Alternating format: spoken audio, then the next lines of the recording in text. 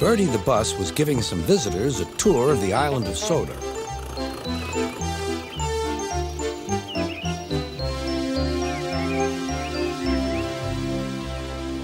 It was their last afternoon, and Edward was preparing to take them to meet Bill and Ben. He found it hard to start the heavy train.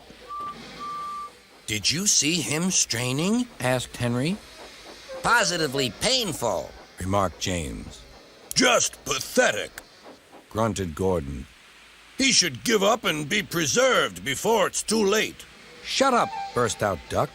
You're all jealous. Edward's better than any of you. You're right, Duck, said Boko. Edward's old, but he'll surprise us all. I've done it. We're off. I've done it. We're off, said Edward as he finally puffed out of the station.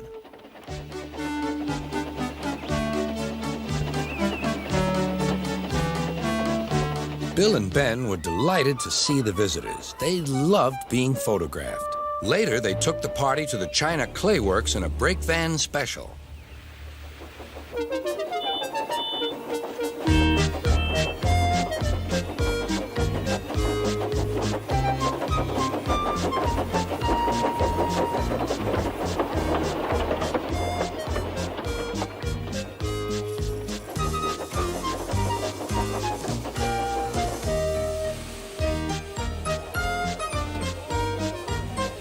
Everyone had a splendid time, and the visitors were most impressed.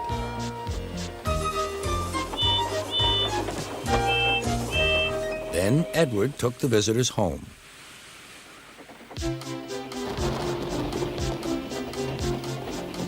On the way, the weather changed. Wind and rain buffeted Edward. His sanding gear failed, and his firemen rode in front, dropping sand on the rails by hand. Suddenly, Edward's wheels slipped fiercely, and with a shrieking crack, something broke. The crew inspected the damage. Repairs took some time. One of your crank pins broke, Edward, said his driver. We've taken your side rods off. Now you're like an old-fashioned engine. Can you get these people home? They must start back tonight. I'll try, sir, promised Edward. Edward puffed and pulled his hardest, but his wheels kept slipping, and he could not start the heavy train. The passengers were anxious. The driver, fireman, and conductor went along the train, making adjustments between the coaches. We've loosened the couplings, Edward. Now you can pick up your coaches one by one, just as you do with freight cars. That'll be much easier, said Edward. Come on, he puffed and moved cautiously forward. The first coach moving helped to start the second, and the second helped the third.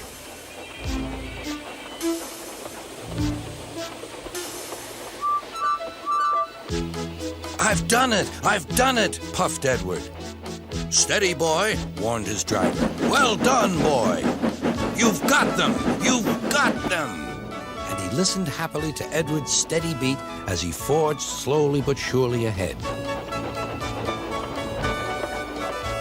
At last, battered, weary, but unbeaten, Edward steamed in.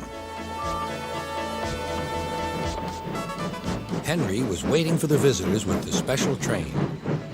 Beep, beep.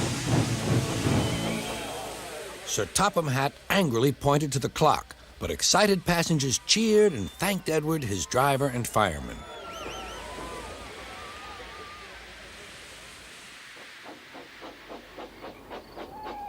Duck and Boko saw to it that Edward was left in peace.